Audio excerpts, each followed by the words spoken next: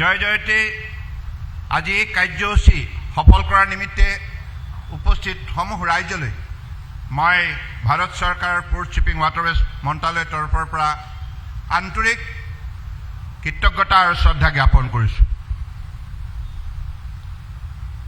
আপোনালোক সকলোৱে জানে লাইট হাউচৰ ইতিহাস। এই লাইট হাউচৰ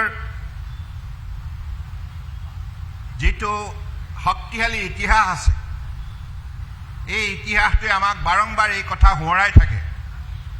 হাজাৰ হাজাৰ বছৰ আগৰ পৰাই আমাৰ যেটো সামুদ্ৰিক যাত্ৰা অৰ্থাৎ মানৱ সভ্যতা উৎপত্তি কালৰ পৰাই যদি যাতায়াত ব্যৱস্থা কিবা আছিল, সেই ব্যৱস্থাটো আছিল জলপথ। কাৰণ সেই সময়ত ৰাস্তা পদূলি দলং বা সেই সময়ত উৰাজাহাজ, সেই সময়ত ৰেলৱে কোনো ব্যৱস্থা নাছিল। তাহানি কালৰ পৰাই মানৱ সমাজে সদায় নদী আৰু সাগৰ মহাসাগৰক তেখেতসকলৰ যাতায়াতৰ মূল ব্যৱস্থা হিচাপে গ্ৰহণ কৰি আহিছিল।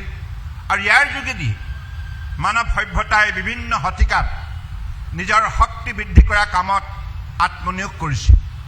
গতিকে আমি যদি হাৰাপ্পান চিভিলাইজেশ্যনৰ কথা অধ্যয়ন কৰোঁ, ইণ্ডাছ ভেলী চিভিলাইজেশ্যনৰ কথা অধ্যয়ন কৰোঁ, তেতিয়া আমি তাত এনেধৰণৰ বহুত উদাহৰণ পাম যে ভাৰতবৰ্ষই আজি ৫,০০০ বছৰ আগতে বিশেষকৈ সামুদ্ৰিক যাত্ৰাত অৰ্থাৎ সাগৰেদি আমাৰ ভাৰতবৰ্ষৰ পৰা পৃথিৱীৰ অন্যান্য ৰাষ্ট্ৰলৈ যেতিয়া ঢাপলি মেলিছিল আৰু সেই যাত্ৰা কালত বিভিন্ন ধৰণৰ ভাৰতবৰ্ষত উৎপাদিত সামগ্ৰী পৃথিৱীৰ বজাৰত বিক্ৰী কৰিবলৈ গৈছিল, তেতিয়া তেখেতসকলে সাগৰৰ মাজত যিটো প্ৰত্যাহ্বানৰ সন্মুখীন হৈছিল, ডাঙৰ ডাঙৰ ঢৌ, ধুমুহা, শিলাবৃষ্টি আৰু অশান্ত সাগৰৰ মাজেৰে সেই সময়ত বিশেষ কাৰিকৰী ব্যৱস্থা নথকা তাহানি পৰম্পৰাগতভাৱে নিৰ্মাণ কৰা জাহাজেদি তেখেতসকলে সেই পালতৰা জাহাজেদি তেখেতসকলে এঠাইৰ পৰা আন ঠাইলৈ যাব লগা হৈছিল। তেখেতসকলে বেপাৰ বাণিজ্য কৰিছিল আৰু সাংস্কৃতিক মত বিনিময় কৰিছিল।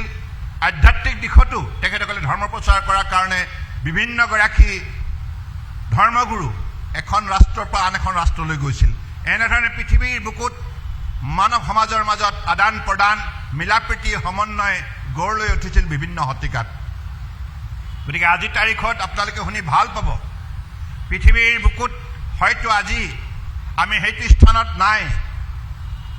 সাগৰ সামুদ্ৰিক যিটো যাত্ৰা, যাক maritime trade, maritime voice, maritime industry অৰ্থাৎ আজিৰ তাৰিখত ডাঙৰ ডাঙৰ জাহাজ নিৰ্মাণ কৰা কাৰখানা, জাহাজৰ বাবে নিৰ্মাণ কৰা ইঞ্জিন আৰু ইয়াৰ ইন্ধন আৰু জাহাজ চলাবৰ বাবে যিখিনি যোগ্যতা সম্পন্ন মানৱ সম্পদৰ প্ৰয়োজন, এই সকলোবিলাক কথাত আমি বৰ্তমান সময়ত যথেষ্ট প্ৰত্যাহ্বানৰ সন্মুখীন হৈছোঁ।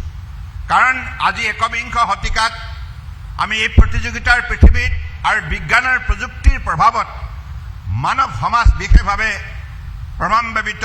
আৰু গতিকে এই অৱস্থাত যিটো প্ৰতিযোগিতা আৰম্ভ হৈছে বিশ্বৰ বুকুত, এই প্ৰতিযোগিতাত ভাৰতবৰ্ষও প্ৰথম স্থান দখল কৰাৰ বাবে যেনেধৰণে শক্তিশালী ৰূপত ঢাপলি মেলিছে মাননীয় প্ৰধানমন্ত্ৰী নৰেন্দ্ৰ মোদী ডাঙৰীয়াৰ বলিষ্ঠ নেতৃত্বত, ইয়াৰ বাবে নতুন নতুন ধ্যান ধাৰণাৰে ভাৰতবৰ্ষৰ বুকুত যিখিনি ট্ৰান্সফৰ্মেশ্যন, পৰিৱৰ্তন, সংস্কাৰ গঢ়ি তোলা হৈছে, তাৰ ফলশ্ৰুতিত আজি ভাৰতবৰ্ষই কম সময়ৰ ভিতৰত মাননীয় প্ৰধানমন্ত্ৰী নৰেন্দ্ৰ মোদী ডাঙৰীয়াৰ শক্তিশালী নেতৃত্বত আজি পৃথিৱীৰ চতুৰ্থ বৃহৎ অৰ্থনীতি হিচাপে আজি ভাৰতবৰ্ষই নিজৰ পৰিচয় দাঙি ধৰিবলৈ সক্ষম হৈছে।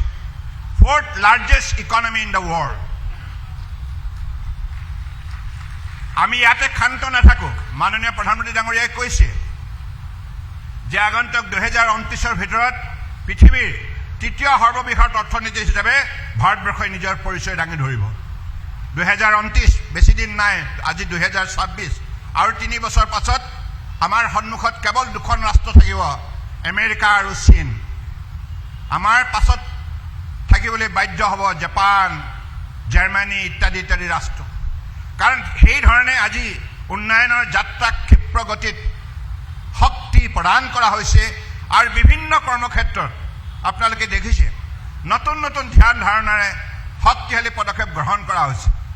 আৰু আপোনালোকে জানি সুখী হ'ব, আমাৰ মন্ত্ৰালয়ে পোৰ্ট শ্বিপিং ৱাটাৰৱেজ অৰ্থাৎ পৃথিৱীৰ বুকুত যিমানবিলাক ভাৰতবৰ্ষই আমদানি ৰপ্তানি কৰে, ভাৰতবৰ্ষৰ আমদানি ৰপ্তানি অৰ্থাৎ পৃথিৱীৰ বিভিন্ন ৰাষ্ট্ৰৰ পৰা আমাৰ বাবে লাগতিয়াল যিখিনি সামগ্ৰী আমি কিনো তাক কঢ়িয়াবৰ বাবে আৰু ভাৰতবৰ্ষত উৎপাদিত সামগ্ৰী পৃথিৱীৰ বজাৰত বিক্ৰী কৰিবৰ বাবে শতকৰা 100% ভিতৰত 95% এই শ্বিপিং ছেক্টৰে হেণ্ডেল কৰে, এই মন্ত্ৰালয়ে হেণ্ডেল কৰে। 95% এক্সিম ট্ৰেড বুলি কয় তাক। অৰ্থাৎ ভাৰতবৰ্ষৰ অৰ্থনীতি সামগ্ৰিকভাৱে শক্তিশালী কৰাৰ যাত্ৰাত পোৰ্ট শ্বিপিং ৱাটাৰৱেজ মন্ত্ৰালয়ে অন্যতম গুৰুত্বপূৰ্ণ ভূমিকা আছে আৰু থাকিব। আৰু বৰ্তমান সময়ত আমি বহুকেইটা কথাত এতিয়াও বহুত কাম কৰিবলৈ বাকী আছে। উদাহৰণস্বৰূপে শ্বিপ বিল্ডিং অৰ্থাৎ জাহাজ নিৰ্মাণ কৰা আমাৰ যিটো যোগ্যতা, আমাৰ যিটো শক্তি, সেইটো আমি পৃথিৱীৰ বুকুত প্ৰদৰ্শন কৰিব লাগিব। কাৰণ এতিয়ালৈকে আমি যিমানবিলাক আমদানি ৰপ্তানি কৰিবৰ বাবে জাহাজ আমি ব্যৱহাৰ কৰোঁ, প্ৰায়বিলাক জাহাজ বিদেশী জাহাজ। মাননীয় প্ৰধানমন্ত্ৰী ডাঙৰীয়াই কৈছে আমি বিদেশী জাহাজৰ ওপৰত নিৰ্ভৰশীল হৈ নাথাকোঁ। আত্মনিৰ্ভৰ ভাৰত অৰ্থাৎ ভাৰতবৰ্ষতে আগন্তুক দিনত আমাক যিমানখিনি জাহাজ লাগে সকলো জাহাজ নিৰ্মাণ কৰা হ'ব।